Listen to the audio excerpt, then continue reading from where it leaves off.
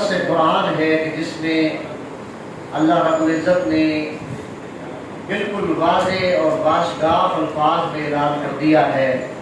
کہ نبی کریم صلی اللہ علیہ وآلہ وسلم کی ذات ما کان محمد ابا احد من رجالکم ولکن رسول اللہ وخاتم النبیین، کہ اللہ کے رسول صلی اللہ علیہ وآلہ وسلم کو آخری نبی قرار دیا ہے۔ میں صرف 2-4 منٹ میں اپنی ان معروضات کو عرض کروں گا۔ سب سے پہلے تو میں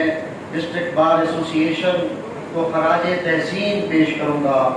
کہ نبی کریم صلی اللہ علیہ وآلہ وسلم کا فرمان ذیشان ہے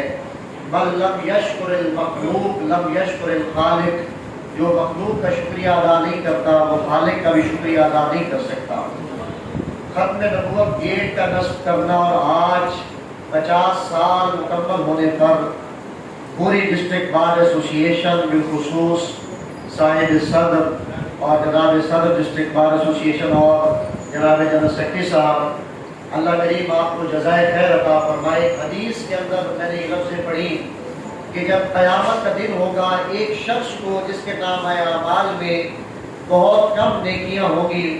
اللہ رب العزت کی طرف سے یہ کہا جائے گا کہ ارشاد باری تعالیٰ ہوگا کہ اے فرشتوں اسے جنت کی جانب لے جاؤ، تو فرشتے عرض کریں گے کہ پروردگار اس کے نام اعمال میں نیکیاں بہت کم ہیں، تو جواب پروردگار یہ آئے گا کہ اس کے دل میں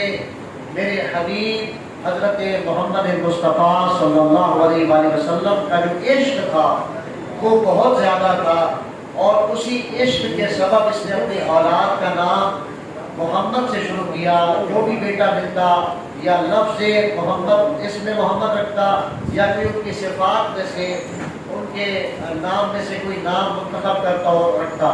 تو یعنی نسبت جو ہے وہ انسان کو بخشش، نجات اور جنت کی جانب لے جاتی ہے۔